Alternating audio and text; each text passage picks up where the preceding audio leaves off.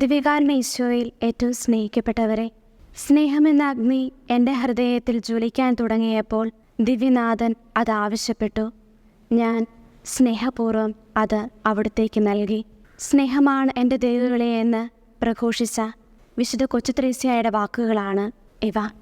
സ്നേഹത്തിൻ്റെ സമ്പൂർണ്ണ സമർപ്പണം നടത്തിയ വ്യക്തിയാണ് വിശുദ്ധ കൊച്ചുത്രേസ്യ.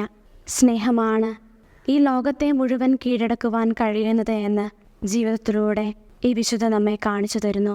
എന്താണ് സ്നേഹമെന്ന് ഗുരുവിനോട് ചോദിച്ചപ്പോൾ സ്നേഹമെന്തെന്ന് പഠിപ്പിക്കുകയാണ് 4 പാവകളിലൂടെ.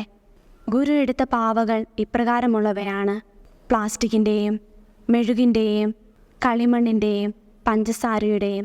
അവയെ ഗുരു വെള്ളത്തിലേക്കിട്ടു. പഞ്ചസാര പൂർണ്ണമായി വെള്ളത്തിൽ അലിഞ്ഞു ചേർന്നു. ഇപ്രകാരമാണ് സ്നേഹമെന്ന് ഗുരു തൻ്റെ ശിഷ്യരെ പഠിപ്പിക്കുകയാണ്.